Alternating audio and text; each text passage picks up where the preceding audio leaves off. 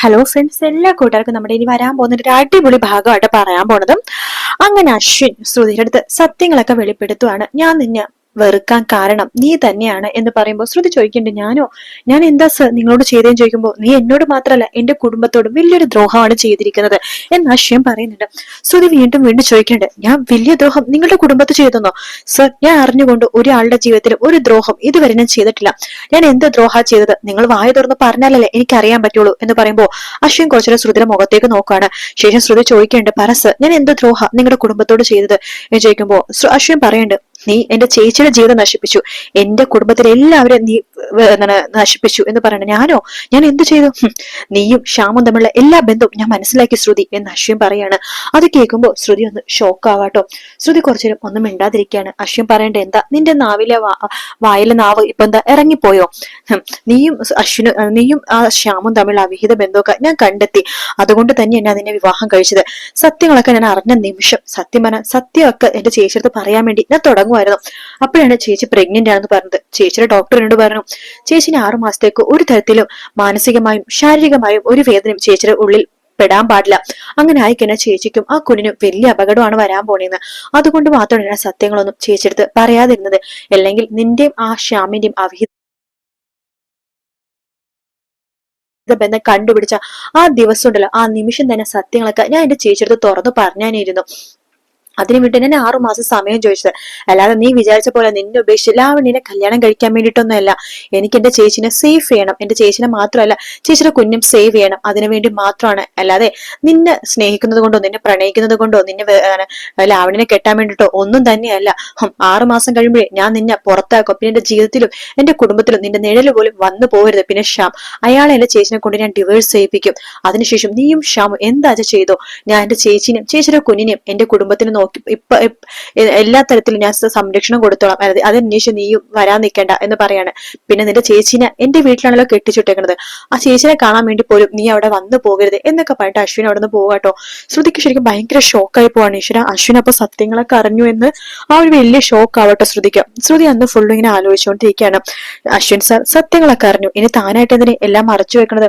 മാത്രമല്ല അശ്വിൻ സാർ തന്നെ നല്ല രീതി തന്നെ തെറ്റിദ്ധരിച്ചിട്ടുണ്ട്. താനും ശ്യാമും തമ്മിൽ എന്തോ അവിഹിത ബന്ധുവാണെന്ന് പോലും തെറ്റിദ്ധരിച്ചു അശ്വിൻ സാർ. അതുകൊണ്ട് ഇനി സത്യങ്ങളൊക്കെ അശ്വിൻ സാറോട് തുറന്നു പറയണം. ശ്യാം ആരാണെന്നും ശ്യാം എങ്ങനെയാണ് താങ്കളുടെ ജീവിതത്തിലേക്ക് വന്നെന്നും എല്ലാ സത്യവും പറയണം. അങ്ങനെ തന്നെ ശ്രുതി തീരുമാനിക്കാട്ടോ. അങ്ങനെ ശ്രുതി സത്യങ്ങളെല്ലാം തന്നെ അശ്വിനോട് പറയാൻ വേണ്ടി തീരുമാനിക്കുകയാണ് ശ്രുതി. അങ്ങനെ ശ്രുതി സത്യങ്ങളൊക്കെ അശ്വിനോട് പറയാൻ വേണ്ടി പോകുന്ന ആ ദിവസം തന്നെയാണ് അശ്വിൻ ശ്രുതിയെടുത്ത് പോലും പറയാതെ ലണ്ടനിലേക്ക് പോണേട്ടോ. പക്ഷെ അഞ്ജലി അടുത്തൊക്കെ പറയുന്നുണ്ട്. അപ്പൊ ശ്രുതി ഇങ്ങനെ അശ്വിനെ എല്ലായിടത്തും തപ്പുന്നുണ്ട്, എവിടെയും തന്നെ കാണുന്നില്ല. അഞ്ജലി അടുത്ത് ചോദിക്കുകയാണ്, ചേച്ചി അശ്വിൻ സാറിനെ കണ്ടിരുന്നോ? അപ്പൊ അശ്വിൻ നിന്നോട് ഒന്നും പറഞ്ഞില്ലേ? ഇല്ല, അവൻ ഇന്ന് രാവിലത്തെ ഫ്ലൈറ്റില് പോയല്ലോ ലണ്ടനിലേക്കോ? എന്നോടൊന്നും പറഞ്ഞില്ല ചേച്ചി. ഞാൻ വിചാരിച്ചു നിന്നോട് പറഞ്ഞിട്ടുണ്ടാവുമായിരിക്കുമെന്ന്. അയ്യോ, അത് കഷ്ടമായി പോയല്ലോ. അവൻ എന്താ ഇങ്ങനെ ചെയ്തത്?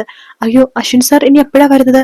അറിയില്ല, ഒരാഴ്ചത്തെ ഒരു പ്രൊജക്റ്റ് ആണെന്നാ പറഞ്ഞത്. പിന്നെ അവന്റെ കാര്യമല്ലേ, എത്ര ദിവസം ആകുന്നു ഒന്നും അറിയില്ല ശ്രുതി എന്ന് പറയാണ്. നിനക്ക് നല്ല വിഷമമായില്ലേ നിന്നിട്ട് പറയാതെ പോയോണ്ട്? എന്ത് ചെയ്യാനാ ശ്രുതി, അവന്റെ ഒരു പ്രത്യേക തരം സ്വഭാവമാണ്. അവൻ വിളിക്കട്ടെ, ഞാൻ അവനെ വെച്ചിട്ടുണ്ട്. അല്ല, അശ്വിൻ സാർ ഇപ്പോ പോയിട്ടുണ്ടാവും? രാവിലെ 10 മണിക്കാ ഫ്ലൈറ്റ് എന്ന് പറഞ്ഞത്. ഇപ്പൊ സമയം 9 മണിയായല്ലോ. 10 മണിക്കെന്ന് പറഞ്ഞാൽ ചിലപ്പോ വൈകും, ചിലപ്പോ നേരത്തെ ആയിരിക്കും എന്ന് പറയാണ്. ഞാൻ ഒന്ന് എയർപോർട്ടിൽ പോയി നോക്കട്ടെ ചേച്ചി, ഇവിടെ അത്ര ദൂരം ഇല്ലല്ലോ, ഇവിടെ ഒരു 15 മിനിറ്റത്തെ കാര്യമല്ലേ ഉള്ളൂ, ഞാൻ പെട്ടെന്ന് പോയിക്കോട്ടെ. ശ്രുതി, നീ ഒറ്റക്കോ? അതെ ചേച്ചി, ഞാൻ പെട്ടെന്ന് പോയിക്കോളാം, ഒരു ടാക്സി വിളിച്ച് പോയിക്കോളാം എന്ന് പറഞ്ഞിട്ട് ശ്രുതി അപ്പൊ തന്നെ പേഴ്സ് ഒക്കെ എടുത്തിട്ട് അവിടെ നിന്ന് എടുത്ത് ഓടുവാട്ടോ. പേഴ്സിൽ പൈസ ഉണ്ടെന്ന് പോലും ശ്രുതി നോക്കുന്നില്ല. പേഴ്സിൽ വെറും ഒരു 500 രൂപ മാത്രമേ ഉണ്ടായിരുന്നുള്ളൂ. അങ്ങനെ ശ്രുതി ടാക്സി പിടിച്ചിട്ട് എയർപോർട്ടിലേക്ക് പോവാണ്. എയർപോർട്ടിൽ പോയ ശ്രുതി ടാക്സിക്കാരന് പൈസ കൊടുക്കുമ്പോൾ ആ 500 രൂപ അങ്ങനെ തന്നെ കൊടുത്തിട്ട് വേഗം എയർപോർട്ടിനുള്ളിലേക്ക് കയറുവാട്ടോ. പക്ഷെ ശ്രുതിനെ അവർ കയറ്റുന്നില്ല. ടിക്കറ്റ് ഇല്ലാതെ അകത്ത് കയറ്റാൻ പറ്റില്ലെന്ന് പറയാണ്. അപ്പൊ ശ്രുതി നോക്കുമ്പോഴേക്കും അശ്വിനെ ദൂരത്ത് നിന്ന് കാണുന്നുണ്ട് കേട്ടോ. അപ്പൊ അശ്വിനെ വിളിക്കാൻ പോലും പറ്റില്ല. അപ്പൊ ശ്രുതി ഇങ്ങനെ മനസ്സ് വേദനിച്ച്, ഈശ്വര അശ്വിൻ സർ എന്നിങ്ങനെ മനസ്സിൽ ഇങ്ങനെ വിചാരിക്കുമ്പോൾ തന്നെ അശ്വിൻ പെട്ടെന്ന് തിരിഞ്ഞു നോക്കുവാണ്. കാരണം അശ്വിൻ ഒരു വിചാരം, ശ്രുതി അവിടെ എവിടെയോ ഉണ്ട് എന്നൊരു തോന്നൽ അശ്വിന. അങ്ങനെ അശ്വിൻ തിരിഞ്ഞു നോക്കുമ്പോഴേക്കും ശ്രുതിനെ അവിടെ കാണും കേട്ടോ. അശ്വിന് ഭയങ്കര സന്തോഷമാവാണ്. അശ്വിൻ ഓടി പുറത്തേക്ക് കടക്കുവാണ്. ആ സമയത്ത് ശ്രുതി പറയുന്നുണ്ട്, അശ്വിൻ സാർ എനിക്ക് നിങ്ങളോട് സംസാരിക്കാനുണ്ട്, അർജന്റായിട്ട് കുറച്ച് കാര്യങ്ങൾ നിങ്ങളോട് പറയാനുണ്ട്. നിങ്ങൾ എന്നെ തെറ്റിദ്ധരിച്ചിരിക്കുകയാണ്, എനിക്കൊരു 10 മിനിറ്റ് സമയം തരണം. ശ്രുതി, സോറി, എനിക്ക് ഫ്ലൈറ്റിന് സമയമായി എന്ന് പറയാണ്. സാർ 10 മിനിറ്റ്, അതെ ഒരാളും കൂടി ഇപ്പൊ വരും, അതിനുശേഷം സാറിനോട് ഞാൻ സത്യങ്ങളൊക്കെ പറയാം എന്ന് പറയാണ്. ശേഷം ശ്രുതി കുറച്ചങ്ങോട്ട് മാറുന്നത് ഫോം വിളിക്കാണ് ഷ്യാമിനായിട്ട്. ഷ്യാമിനോട് പറയുന്നുണ്ട്, ശ്യാം നിങ്ങൾ എത്രയും പെട്ടെന്ന് എയർപോർട്ടിലേക്ക് എത്തണം. ഇന്ന് അശ്വിൻ സാറിനോട് എല്ലാ സത്യവും നിങ്ങൾ പറയണം.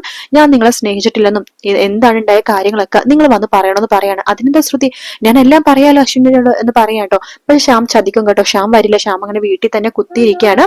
ശ്രുതി ആണെങ്കിൽ ശ്യാമിനെയും കാത്ത് ഇങ്ങനെ ഇരിക്കും കേട്ടോ. അതിനുശേഷം 10 മിനിറ്റ് ആകുമ്പോഴേക്കും ശ്രുതിയുടെ അശ്വിൻ പറയുന്നുണ്ട്, 10 മിനിറ്റ് ഇനി ഞാൻ പോകുവാണ് എന്ന് പറഞ്ഞിട്ട് എയർപോർട്ടിന്റെ ഉള്ളിലേക്ക് പോവാട്ടോ. ശ്രുതിക്ക് ഭയങ്കര വിഷമവും. ശ്രുതി ഇങ്ങനെ അപ്പൊ ആ സമയത്ത് അശ്വിനെ അകത്തേക്ക് ഇങ്ങനെ പോണ സമയത്ത് ശ്രുതിനെ കുറിച്ചുള്ള വിചാരം മാത്രമാട്ടോ. ഇല്ല, എനിക്കൊരിക്കലും ഇവളെ ഉപേക്ഷിച്ച് പോകാൻ പറ്റില്ല. എനിക്ക് ഇവളെ കാണാതെ ഒരു ദിവസം പോലും ഇരിക്കാൻ പറ്റില്ല. എനിക്ക് ഇവളെ കാണണം എന്നൊക്കെ പറഞ്ഞിട്ട് അശ്വിൻ സന്തോഷത്തോടു കൂടി തന്നെ ശ്രുതിയുടെ അടുത്തേക്ക് തിരിച്ചു പോകാൻ പോകുമ്പോഴേക്കും അശ്വിനെ കുറച്ച് ഗുണ്ടകൾ തട്ടിക്കൊണ്ടു പോകുവാട്ടോ. ശ്രുതിയാണെങ്കിൽ എയർപോർട്ടിന്റെ പുറത്ത് ഇങ്ങനെ കാത്തിരിക്കുകയാണ് അശ്വിന്റെ ആ ഒരു ഫ്ലൈറ്റ് പോകുന്നത് കാണാനായിട്ട്. അങ്ങനെ ലണ്ടനിലേക്കുള്ള ഫ്ലൈറ്റ് പോയിട്ടോ. ശ്രുതി ആ ഫ്ലൈറ്റ് ഇങ്ങനെ പോണതും ഇങ്ങനെ ആകാശത്തേക്ക് നോയിക്കൊണ്ടിരിക്കുകയാണ്. ശേഷം ടാറ്റയ്ക്ക് ഇങ്ങനെ കൊടുക്കുന്നുണ്ട്. പക്ഷെ ശ്രുതിയുടെ വിചാരം അശ്വിൻ ലണ്ടനിലേക്ക് പോയതാണ്. ശ്രുതിയുടെ മാത്രമല്ല, വീട്ടിലെല്ലാവരുടെയും വിചാരം അശ്വിൻ ലണ്ടനിലാണെന്നാണ്. പക്ഷെ അശ്വിൻ ലണ്ടനിൽ നിന്നല്ല. അശ്വിനെ ശ്യാമിന്റെ ഗുണ്ടകൾ ഒരു സ്ഥലത്ത് തടവറയിൽ വെച്ചിരിക്കുക കേട്ടോ. അത് കഴിഞ്ഞിട്ട് ഭയങ്കര പ്രണയത്തിന്റെ സീനൊക്കെ കേട്ടോ.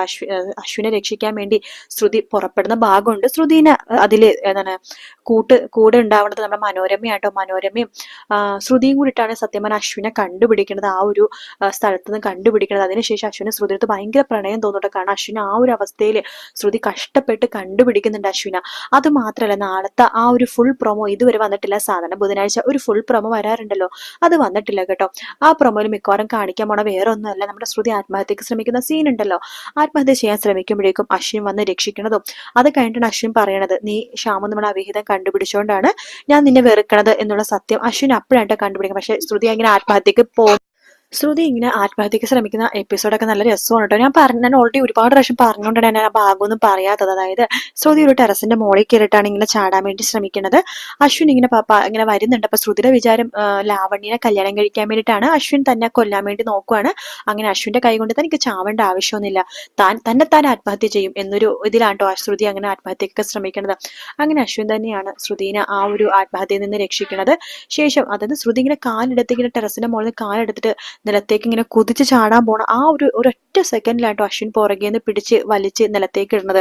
അങ്ങനെ രണ്ടുപേരും കുറച്ചു നേരം ടെറസിന്റെ പൊക്കത്ത് അങ്ങനെ തന്നെ കെട്ടിപ്പിടിച്ച് കിടക്കും കേട്ടോ. അതിനുശേഷം പെട്ടെന്ന് അശ്വിൻ ശ്രുതിയുടെ മുഖത്തേക്ക് നോക്കുമ്പോൾ പെട്ടെന്ന് അശ്വിന് ഓർമ്മ വരുന്നത് ശ്യാം ശ്രുതിനെ കെട്ടിപ്പിടിച്ചിരിക്കുന്ന ആ ഒരു ഭാഗം ഉണ്ടല്ലോ. അത് ഓർമ്മ വരുമ്പോഴാണ് ശ്രുതിനെ തള്ളിയിടും അശ്വിൻ അവിടെ. അതിനുശേഷമാണ് ശ്രുതിനടുത്തുള്ള ദേഷ്യം കൊണ്ട് അശ്വിൻ ശ്രുതിനെ ഇങ്ങനെ സൂക്ഷിച്ചു നോക്കുകയാണ്. പിന്നീടാണ് ഞാൻ പറഞ്ഞ ഈ ഭാഗങ്ങളൊക്കെ വരുന്നത്. ശ്രുതിയുടെ സത്യങ്ങൾ പറയണതും അശ്വിൻ ലണ്ടനിലേക്ക് പോണതും ആ ഒരു ഭാഗങ്ങളൊക്കെ അപ്പോഴാണ് കേട്ടോ. എന്തായാലും ഈ ആഴ്ച ഫുൾ അമ്മയുടെ വീട്ടിലെ ഭാഗങ്ങളാണ്. ഈ ആഴ്ച മാത്രമല്ല, അടുത്ത ആഴ്ച പകുതിയും അമ്മയുടെ വീട്ടിലെ ഭാഗങ്ങൾ തന്നെയായിരിക്കും. ഈ ആത്മഹത്യയുടെ സീനൊക്കെ അടുത്ത ആഴ്ചയൊക്കെ തന്നെ ഉണ്ടാവുള്ളൂ കേട്ടോ. ഇപ്പൊ നാളെ മറ്റന്നാളെ ശ്രുതിയുടെ ആ പെങ്ങളുടെ വിവാഹമില്ലേ, അത് ഞാൻ ഓൾറെഡി ഇന്നലത്തെ ആ ഒരു ഇതിൽ പറഞ്ഞിട്ടുണ്ടായിരുന്നു. കാണാത്തവരുണ്ടെങ്കിൽ കണ്ടു നോക്കുക. ശ്രുതിയുടെ പെങ്ങളുടെ വിവാഹം അശ്വിൻ നടത്തി കൊടുക്കുന്ന ആ ഒരു എപ്പിസോഡ്. വീഡിയോ ഇഷ്ടപ്പെടുകയാണെങ്കിൽ ലൈക്ക് ചെയ്യാനും സബ്സ്ക്രൈബ് ചെയ്യാനും കമന്റ് ചെയ്യാനും മറക്കല്ലേ. മറ്റൊരു വീഡിയോ കാണാം. Take care. Bye bye.